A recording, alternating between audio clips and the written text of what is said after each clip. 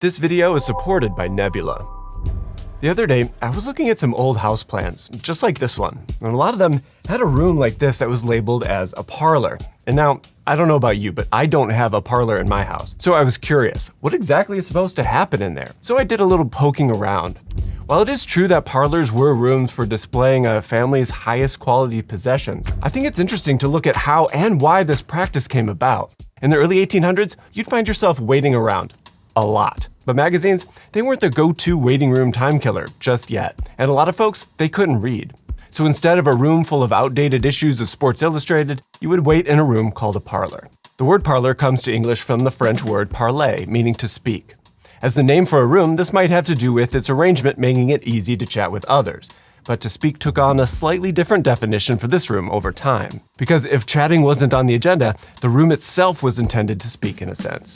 The decor, meaning everything from the drapes, wallpaper, paintings, vases, and furniture, was carefully chosen to speak to the people who occupy it. And in a way, it actually supplanted those magazines that people couldn't read by being an advertisement, selling the room and everything in it. The room, it was a lifestyle for sale, or at least the image of a lifestyle for sale. An immersive way of experiencing the possibility of owning your very own parlor. Or if you didn't own one, or not yet, Victorian girls and women would practice their skills on collages like this, layering objects and people into curated parlor displays. So here's an example of a house with one of those. The role of this room, in some ways, is similar to that commercial example. It sits at the front of the home as a prominent display toward the street. It's also like a waiting room for guests, while food is being prepared at the other side of the house. Then the guests and the food meet in the middle at the table in the dining room. And in a strange way, the parlor ended up becoming an essential tool for building up the economic middle class in the United States. And not only did it provide a focused location for displaying the key set of classy objects, but it also motivated manufacturing, and most importantly, conspicuous consumption. The things collected and displayed in the parlor weren't accumulated because they were useful. They were purchased solely for their display value. To participate in the growing social class, one had to buy more than they strictly needed to survive. Of course, the construction of this new middle class was also made on the backs of people not found inside of the parlor.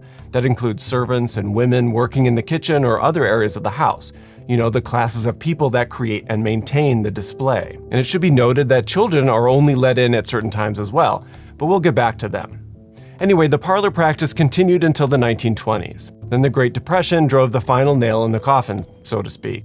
This might also be a good time to mention that the parlor was also where families would display the recently deceased for visitation prior to burial. Guests would come to pay their respects and offer condolences, as the loved one's body is in some ways just another object for situating oneself socially. Anyway, this practice is why we have funeral parlors and why they look like houses or might be converted mansions themselves.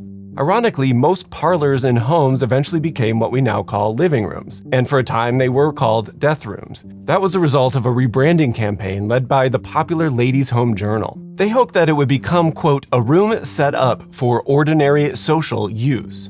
And the argument was alluring. Why dedicate an entire room to something that only happens once in a while? Clearly, people listened because that's what we call the main room in our homes today. And in fact, the very same journal campaign popularized the bungalow-style house here in the United States. Chicago has an ungodly number of those, and every bungalow has a living room in the location where the parlor would have been. And it's pretty easy to look at a room like a parlor and see it as an old-world, antiquated vestige, used by people with lives that are very different from ours. On the flip side, though, I think it's tempting to make the translation of a parlor as just simply an old name for a living room. But clearly, it's a little bit more complicated and interesting than that. Either way, though, I think this is a prominent example of how rooms and arrangements, they're not fixed, and how they have real impacts on our lives and our daily routines. Interestingly, this same evolution is still happening in full force. The latest tipping point is happening in the dining room. Before dining rooms, one might just eat in the kitchens, like this one that you see in Paul Revere's house. Or you might eat in a sitting room, or eventually in an eating room.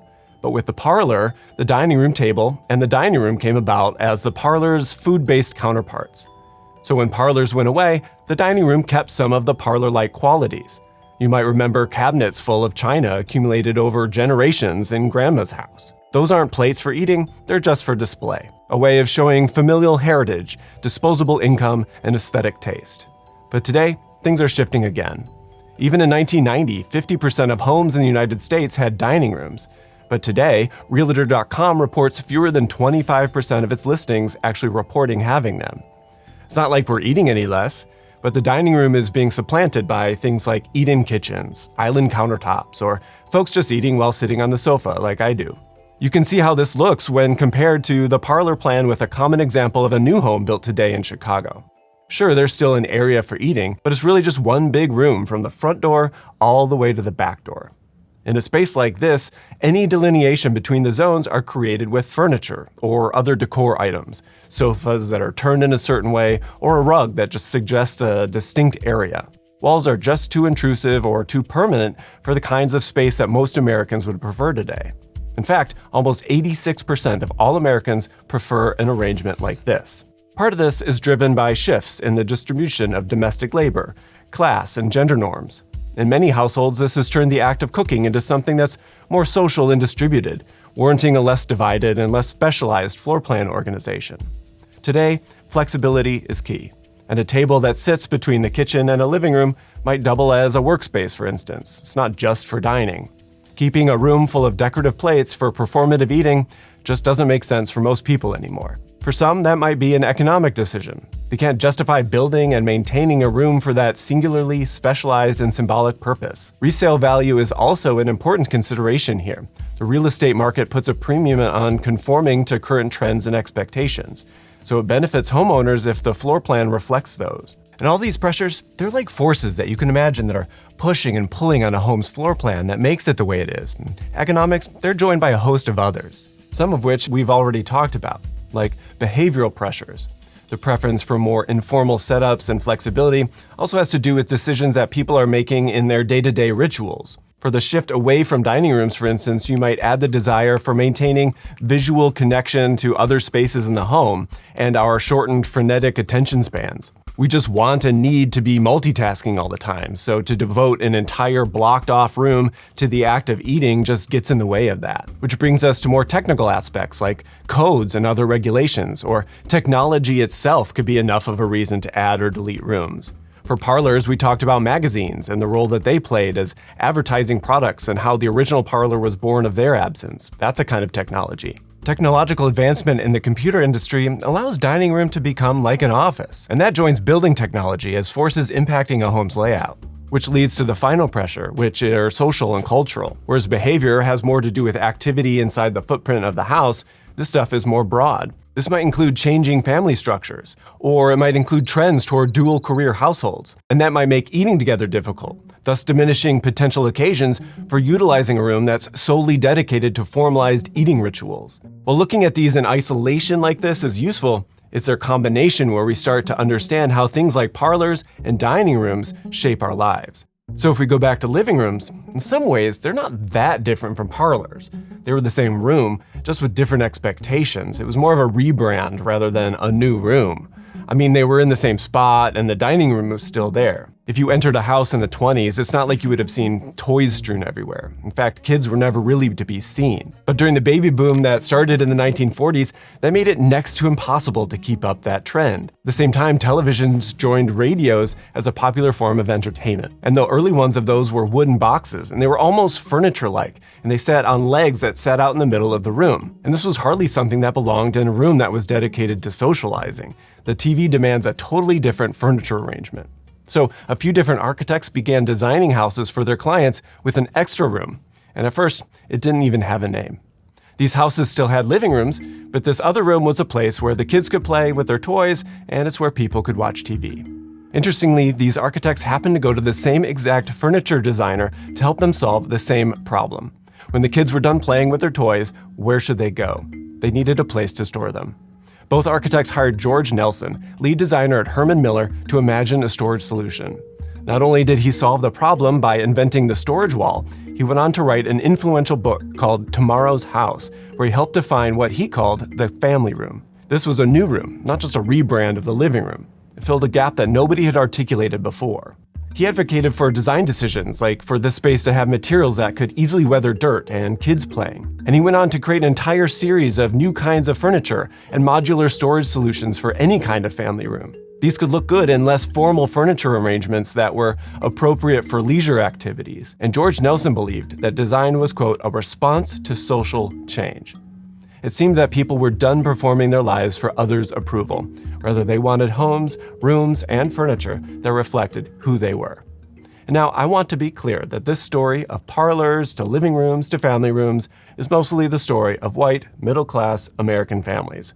It's a story of people who had enough money to worry about impressing guests and enough space to dedicate an entire room to single purposes. But something is universal about this, that every floor plan is a kind of social document. It doesn't matter what kind. The way space is divided tells you about who has power, who does the work, and what the occupants value. In a traditional Korean home, for instance, you'll find an ondol heated floor that brings families together in shared warmth. In many cultures in warm climates, homes with courtyards create communal spaces that extend families beyond just blood relatives. I mean, look at your space, whatever it looks like. Where do you spend most of your time?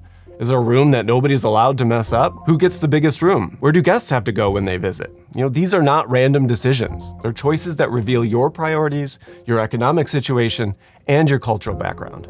At one point, the US living room standard was a TV with a Lazy Boy recliner directly across from it. Lazy Boy actually plays a really interesting role, going from making chairs for healthful relaxation outdoors to becoming a symbol of sloth in our living rooms. And that's the subject of our very next video, which is available right now, 3 weeks before it's on YouTube on Nebula. In fact, if you only catch me here on YouTube, you're missing out on a ton of stuff, like building tours and behind-the-scenes tours of our new studio that are only available on Nebula. But it's not just my videos. Nebula is powered by over 200 creators, including Wendover, City Nerd, and Real Engineering, making it one of the most innovative streaming platforms out there. By pooling our resources together, we push each other to create better and more ambitious projects. Some of our best content on Nebula comes from our original productions, where the bigger budgets let us experiment with brand new ideas. For example, check out Neo's Underexposure. I think it is some of the most compelling documentary storytelling out there right now. Nebula offers flexible subscription plans, monthly, annual, and yes, even that lifetime option, which means that you pay once and have access to everything that Nebula creates forever. So start by catching that exclusive look into our next video by clicking on the link that's on the screen or in the description, or scan that QR code. You'll save 40% off of your Nebula subscription with my link and never miss a video again, and it will only cost $3 a month when you sign up for a year. Plus, you'll be right at the heart of the media movement that's changing how creators and audiences connect. Check it out, and as always, thank you so much for watching, and I'll see you over there on Nebula.